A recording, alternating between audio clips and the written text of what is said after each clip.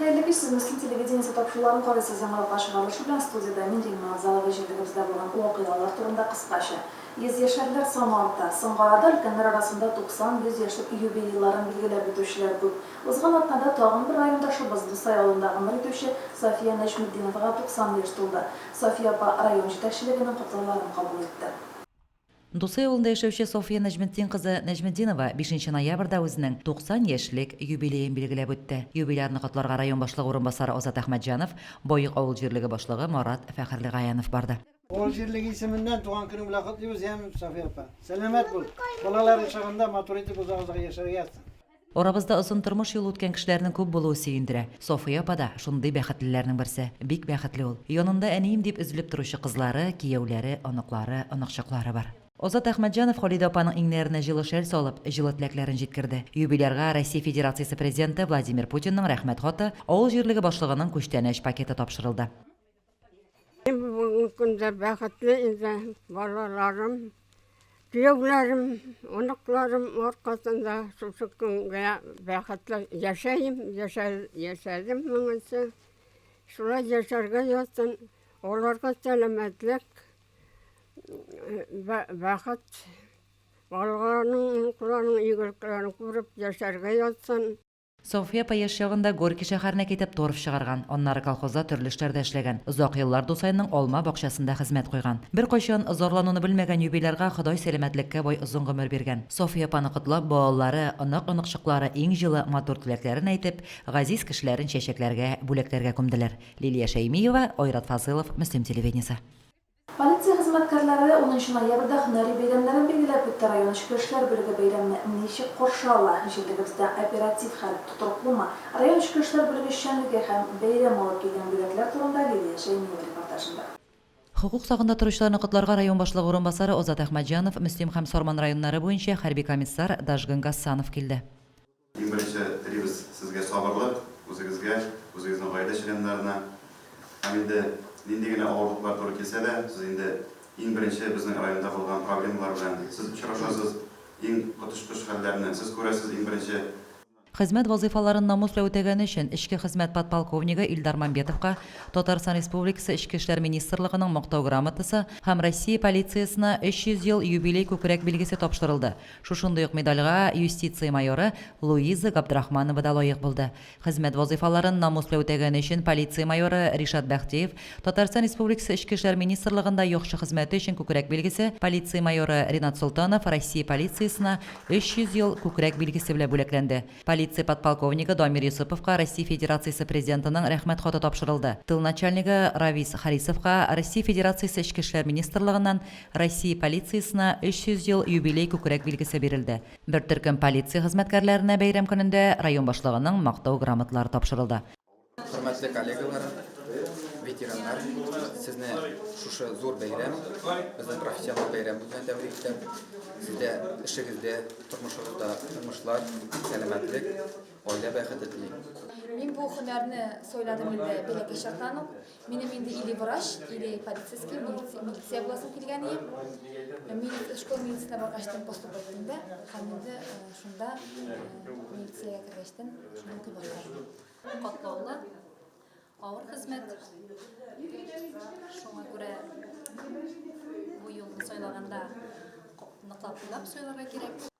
Соннарга күз салсак, быел 9 айга 109 җинаять эше теркәлгән. Узган ел бу сан 99 гына иде. Кекере каенга терәтүчеләрнең күбәюен дә билгеләп үтә полиция хезмәткәрләре. Соңгы арада мошенниклар дистанцион форматта эшли башлады. Моның өчен алар кәрәзә телефоннар, интернет челтәрләрен эшкә җигә. Ел башыннан әлеге төрдәге 9 җинаять эше теркәлгән. Лилия Шәймиева, Динар Менхаҗев, Мөслим телевидениесе. Суд приставлары федераль хезмәте суд карарларын мәҗбүри үтәүне гамәлгә ашыручы бердәнбер дәүләт органы. Аларга суд карарларын мәҗбүри үтәүне башкару йөкләнгән. Район суд приставлары эшчәнлеге турында алдагы репортажда. Суд приставларының халык нигәдер шүрләп тора яшерен батырын түгел, әҗәтсез кеше бүген бик сирәктер ул. Бу оешма транспортка салынган штрафларны гына түгел, алиментларны эзләтеп алуны, суд карары буенча билгеләнгән административ җәзаларны үтәтүне дә контрольдә тота. Бүгенге көндә суд приставлары хезмәтендә районыбызда 91 кешенең алименты бар. Алар арасында хатын-кызлар да бар, идатлар да бар. Күбесе инде Күбесе түләмичә кашып йөрүчеләр дә бар. Югыйсә инде ул үз балалары өчен дип уйлыйм инде мин. Суд приставлары хезмәтеннән хәбәр итүләренчә, алимент түләргә тиешле 91 кешенең 54-се бүген бурычларын үз теләкләре белән түләп бара. 37 әтиянең алиментлары эш урынында хезмәт хакыннан тотып калына. 16 әтинең алимент түләүдән качып йөрүе дә мәгълүм. Ел башыннан эш райондашыбызга алимент түләүдән качып йөргәннәре өчен җинаять эше ачылган. Лилия Шәймиева, Динар Минхаҗев, Мөслим телевидениесе. Birinci oktyabrdan kuzgi chaqirilish kampaniyasi start olgan. Yozgi chaqirilishda armiya saflarına 25 yigit ketgan edi. Kuzgi chaqirilishda 29 rayondashimizni uzatib ko'zda tutila. Harbiy chaqirilish borishi turida kollegalarimiz yasagan syujetda. Көзге чакырылыш гадәттә 31 декабрьгә кадәр дәвам итә. Мөслим районы хәрби хезмәткә чакыру буенча республикада эшләүче 48 пунктның берсе. Быелгы соңгы 2 чакырылыш алдагы елдагыларыннан тынгысыз булуы белән аерылып тора. Бүгенге көндә Мөслимебездә барлыгы 8 егетебез армия сафларына китте. Инде безнең план каралган көзге чакырышта 29 егетебез. Инде башка чакырышка караганда бу чакырыштан нәрсә белән аерылып тора. Инде biz башка елларда егетләребезне затсак иртәнге 5тә, инде бу чакырышта егетләребез китә инде сәгать 2дә. Бүгенге көндә Мөслим районыннан 11 егет контракт нигезендә хезмәт итә.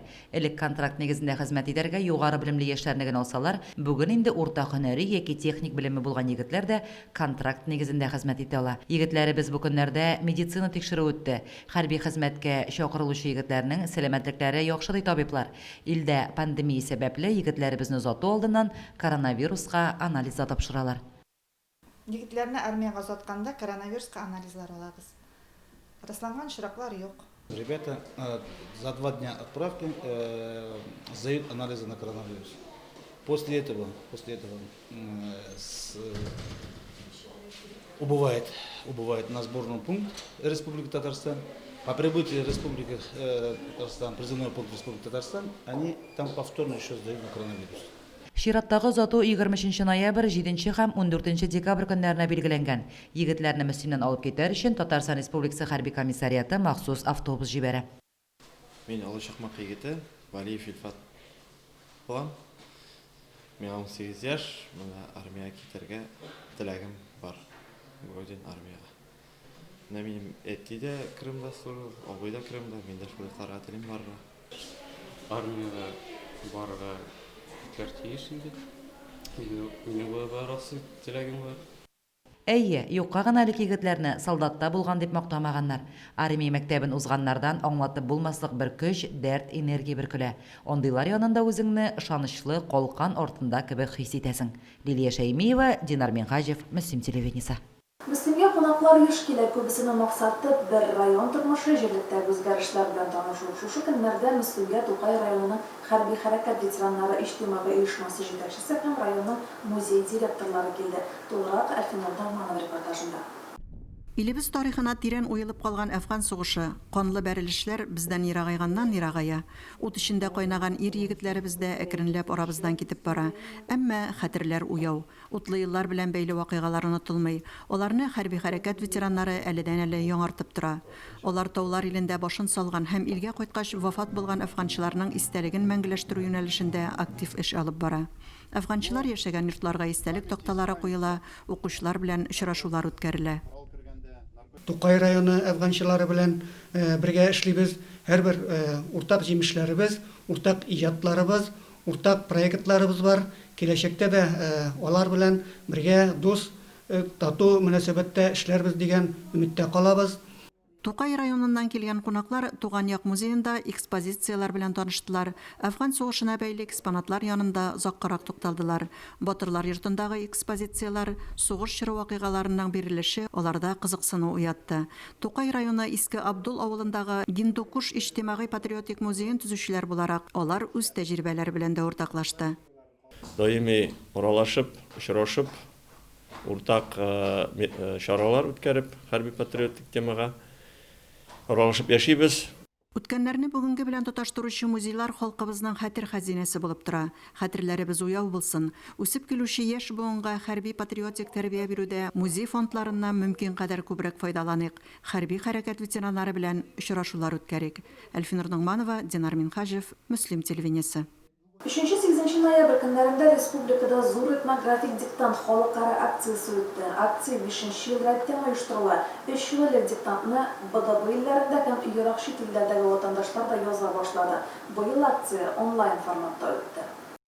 5 ноябрьдә мизгел яшьләр үзәгендә узган онлайн диктантта җирлегебездәге төрле милләт берләшмәләре вәкилләре 30-га якын кеше катнашты. Чара 5 көн дәвам иткәч катнашырга теләүчеләрнең саны да арткан. Россияда яшәүче милләтләрнең гореф-гадәтләре, мәдәнияте, әдәбияты кагылышлы булган шушындай сораулар бар.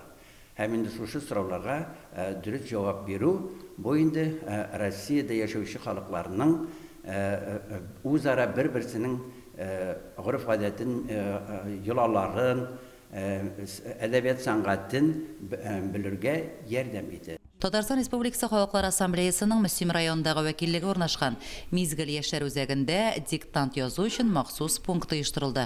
Аерым төркемнәр бирде, үзләренең белемнәрен сынады. Этнографик диктантта 30 сорау бирелде, җаваплары да күрсәтелде. Бу диктант безнең үзебезнең халыклар турында, үзебезнең традицияларны белергә була бу диктант аркылы. Мен үземдә бу диктантны яздым, үземә бик ошады. Киләчәктә дә мондай диктантларга катнашырга яздым. Мы приехали из села Русский Шуган, участвуем во второй раз в этом этнографическом диктанте. Пишем его во второй раз, нам нравится писать этот диктант. Мы больше и больше всего узнаем о наших народах, о наших традициях. Быел этнодиктант нәтиҗәләре онлайн режимда мөстәкыйль рәвештә ясалды.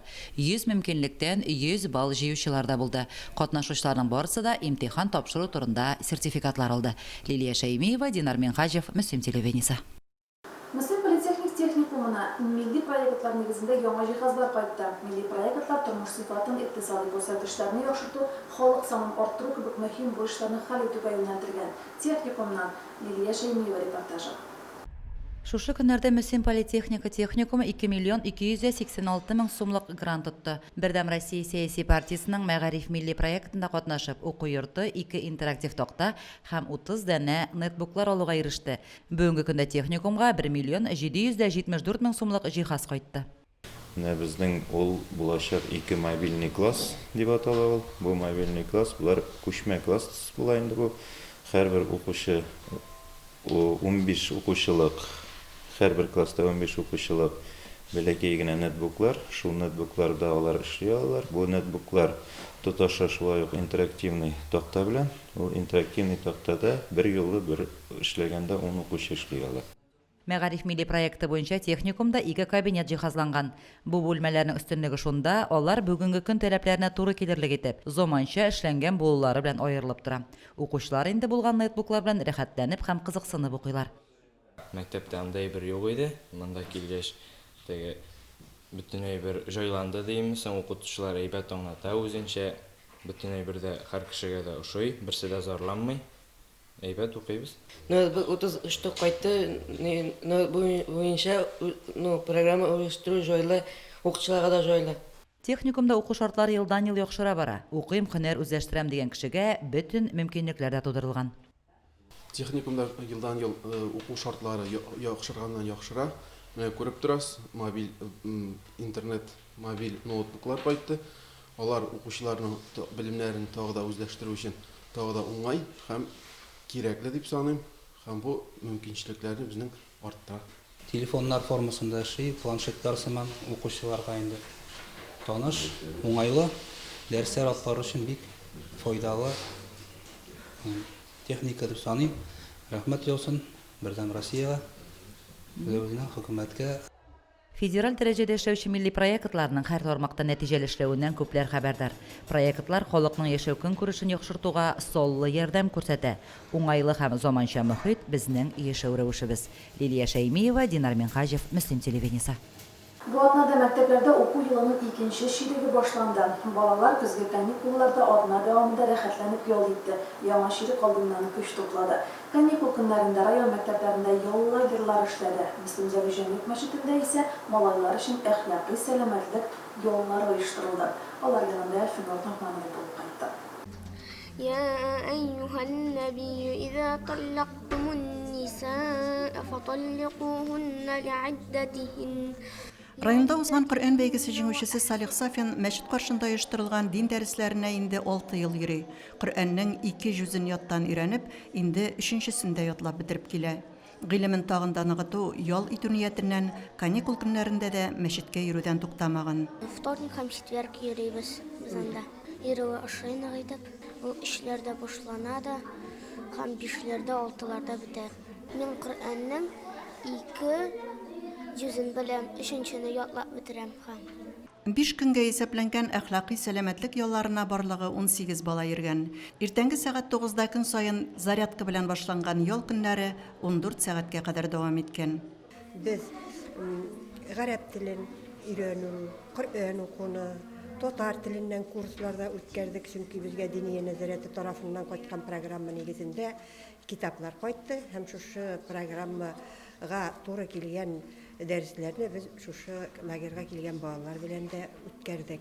Әдәп, әхлак тәрбиясен бирү буенча да кичкенә булса да киңәшләребезне бирдек. Дәресләр кызыклы уеннар һәм тәрбияви әңгәмәләр белән аралашып барган. Район үзәге буйлап оештырылган экскурсияләрдә Сарман мәчетенә сәяхәт һәм мәчет янында үткән өмә дә балалар күңелендә матур тәэсирләр калдырган. Мин лагерьдә бик ошадым. Монда без Коръән яклыйбыз, уеннар уйныйбыз, урамга чыгабыз. Монда без эстафеталар үткәрәбез, призлы уеннар уйныйбыз һәм Коръән яклыйбыз. Эстафетада бүген һәм 3-нче көн җиңдек. Бик зур рәхмәт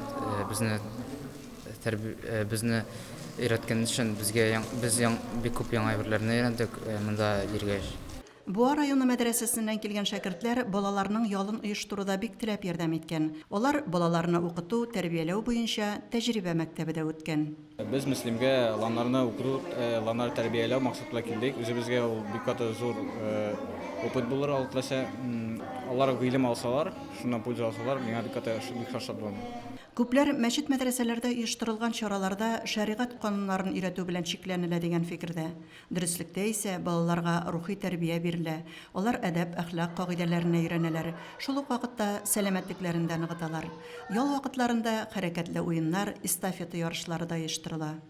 Һәм дә аның максаты балалар әхлакка өйрәнсеннәр, Коръәнне онытмасыннар, һәм дә әдәпләрне өйрәнсеннәр инде. Нигездә нинди балалар йөри монда? Дин гыйлеме аларга йөрүче балалармы, әллә мәчеткә аяк басмаганнары да бармы? Нигездә без бөтенсен дә чакырабыз. Килүчеләр шул безгә йөрүче атнага 3 дәресләр бирәбез, шулар балалар килә. Бер дә килмәгән балалар да бар, шуңа да шатланабыз.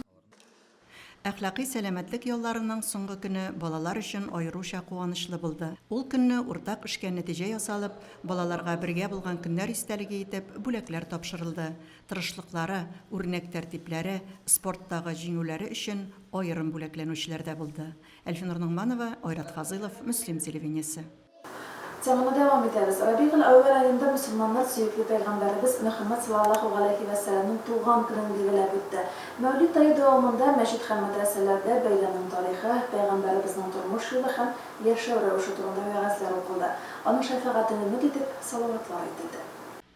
Илемтә авылындагы Әсқат мәчетендә узган Мәүлид бәйрәменә мөселман кардәшләребез күп җыелды. Өлкән яшьтәгеләр арасында балаларның да булуы нур өстенә нур иде. Михайловка җирлегендә Мәүлид аенда елның-елында зурлап шулай мәҗлес уздыралар икән. Жыл сайын инде бу бәйрәмне үткәрергә тырышабыз. Монда безнең җирлекнең халкы мотор иттереп, шушлай бергә җыелып, инде бергә киңәшеп, мотор иттереп үткәрәбез. Иң беренче чиратта шәкертләребез бик актив дип әйтергә кирәк. Бәйрәмне районның имам мөхтәсибе Илгиз хәзрәт Соңгатулла ачты һәм көзге айларда гышыр садакасы җыюда активлык күрсәткән Михайловка мәхәлләсенә имам хатип Расих хәзрәт Каюмовка мөхтәсибәтнең рәхмәт хатын тапшырды. Илгиз хәзрәт Мөхәммәд пәйгамбәрнең күркәм сыйфатларын бәян иткән вәгазь укыды, пәйгамбәребезнең шәфәгатен өмет итеп салават әйтүнең фазиләтләрен дә аңлатты. Мәүлид аенда мондый мәҗлесләр үткәрү зур әҗр-савапка ирешү диде ул. Әсқат мәчете сафка баскан көннән бирле халыкка халыкка хезмәт итә. Җомга намазларына, ураза һәм Корбан гаетләренә мәхәллә халкы гына түгел, күрше-тирә авыллардан да киләләр икән. Биредә 4 ел инде ислам нигезләренә, гарәп графикасына өйрәтү буенча дин дәресләре дә үткәрелә. Biz 35 шәкерт Әсхәт мәчетенә укырга йөри башладык.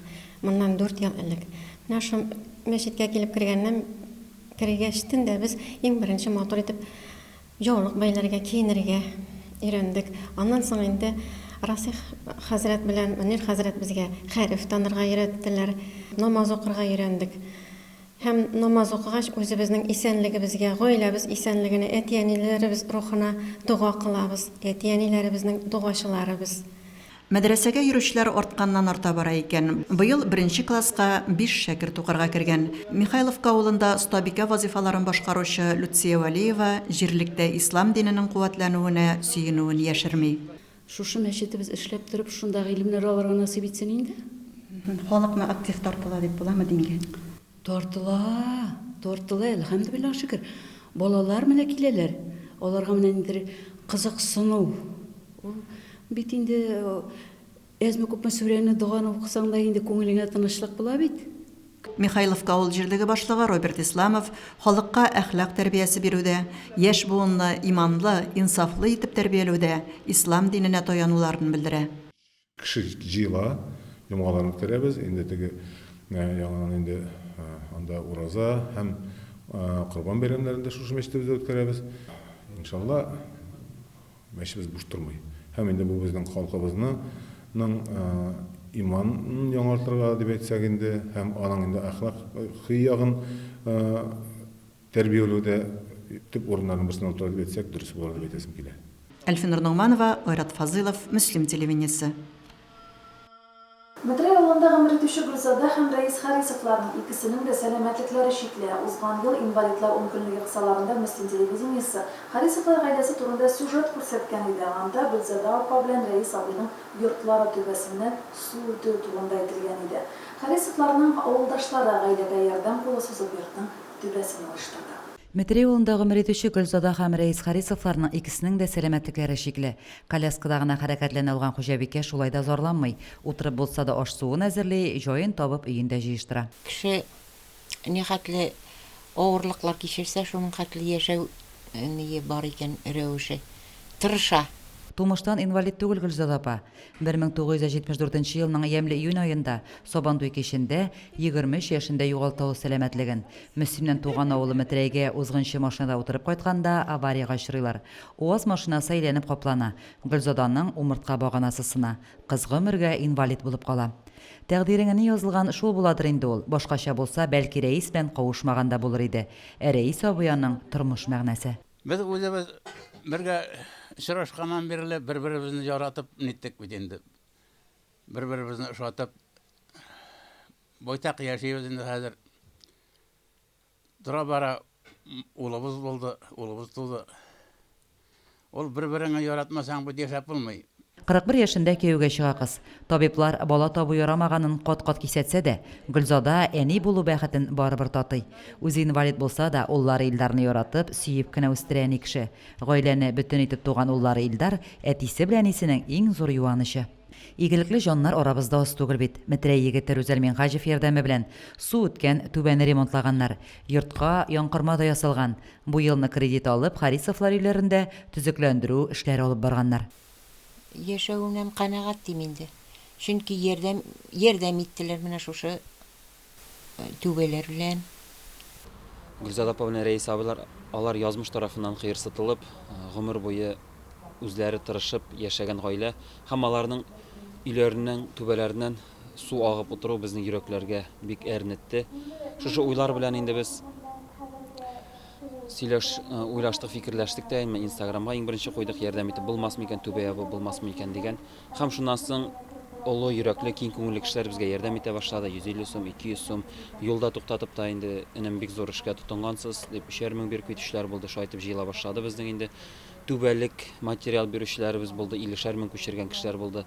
Һәм шайтып җыелып без инде декабрьдә япмакчы, ләкин Гөлзада апа әйтте дә, апаем идән нык керебез, ине күтәртергә иде бин. Шайтып без аны язга калдырдык. Һәм яз көне менә Ходай шулай кушкандыр, хәерлесе шулай булгандыр. Ураза башланган көнне, изге җомга көнне без шушыны үзебезнең авылдаш егетләр белән тотындык. Үйне күтәрттек домкратлар белән 12 сантиметрга, идәннәре турайтылды. Шунысы фундаментлар салдык, менә 25 кеше 4 көн эчендә без полный үйне сүтеп, түбәләрен өр-яңадан ябып, өр-яңа түбәле, өр-яңа фундамент итеп ясадык. Монда шул кадәр гадилек, шул кадәр ишкерсезлек, шундый рәхәт тормыш белән кайнады ул көнне безнең авылыбыз. Күршедән кемдер турба күтәреп керә, кемдер инде баскыч күтәреп алып килә, кемдер килеп варить итә турбаларын, цементларын, түлләрен, менә шушылай итеп 4 көн эчендә инде менә без шушы гомер буе көткән бәхет түбәсен ябырга ирештек. Мен чын йөрәктән рәхмәт әйтәсем килә, шушындый зур йөрәкле кешеләребез бар безнең тормышта, һәм алар безнең дөньябызны, безнең яшәешебезне бизиләр. Тәндә сәламәтлек булганда, егәр көч яшерәп торганда, сәламәтлекләре шиклеләрне онытабыз шул. Ә безнең кечкенә генә бер изге гамәлебез дә аларның туңган җанын кояш кебек җылытыр иде. Лилия Шәймиева, Динар Минхаҗев, Мөслим телевизор. Тамчы йөзү бассейны кунаклар кабул итә башлады. Беренче кунаклар балалар булды. Балалар арасында районара йөзү ярышлары үтте. Ярышларның иң күңелле мизгелләре алдагы сюжетта. Тамчы бассейнда оештырылган йөзү ярышларында Мөслим, Мамадыш, Сорман районнарыннан йөзүчеләр катнашты. Бәйгедә барлыгы 120 кыз һәм малай үзләренең көчләрен сынады. Ярышлар шәхси зачетта үткәрелде. Спортчылар үз яшь төркемнәрендә төрле дистанцияларда чыгыш ясады. Егет-кызлар 25, 50, 100 метр арада брас һәм баттерфляй алымы белән йөзделәр. Күптән түгел безнең Тамчы бассейны төзелде. Менә хәзер уже үзенә ярышлары кабул итә башлады. Бүген безнең беренче ярыш Мамадыш шәһәре килде, Сорман. Менә 3 команда арасында межрайонный ярышлар үтә. Балалар актив. Мы приехали с города Мамадыш. Я очень люблю плавать, занимаюсь с детства. Тут очень красивый бассейн. Минем оныгыма 8 яшь. Бүген ярышта катнашкан. Мин шуны карарга килдем, Үлезмәттән. Яңа бассейн бик матур, ләкин иске бассейнда йөргәннәре. Насыл бигрәк куанып йөрсеннәр. Шәхси зачетта барлыгы 23 комплект медаль уйнатылды. Ярышлар барышында 9 спортчы, 3-нче яшүсмерләр разрядына, 7 спортчы, 2-нче һәм 5 спортчы 1-нче яшүсмерләр разрядына нормативлар үтәде. Приз урыннарының барысында диярлек үзебезнең райондашлар яулады. Катнаш эстафетада да Мөслим командасына тиңнәр булмады. Шулай итеп Мөслимнең команда копилкасы 21 алтын, 17 көмеш һәм 18 бронза медаль белән тулыланды. Лилия Шәймиева, Динар Минхаҗев, Мөслим телевидениесе. Бүгінгі шулар мен Ирина Абзалова сіздің білен сау болашам. Исәнігін болағыз, бізден айрылмағыз.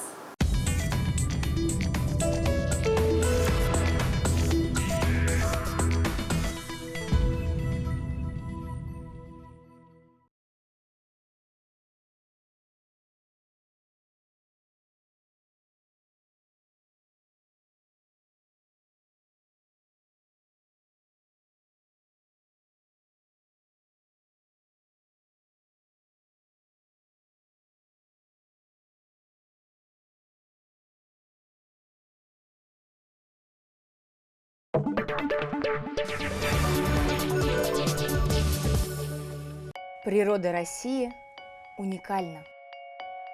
У нас 5-я часть лесов Земли. У нас четверть всех запасов пресных вод мира. Треть мировой флоры и фауны находится в нашей стране. Сохраним природу вместе. Узнай как. Пройди Экодиктант. Проверьте свои экологические знания на портале Экодиктант.рус. Это Антон, он фрилансер, официально нигде не трудоустроен. С тебя 100 рублей.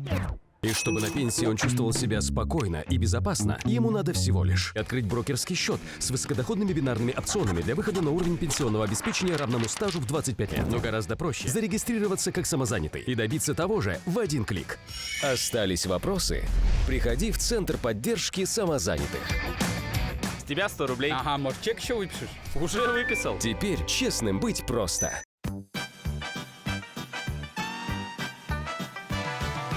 Вечером так мало света, пешеходы незаметны. Чтоб несчастья не случится, надо нам, друзья, светиться.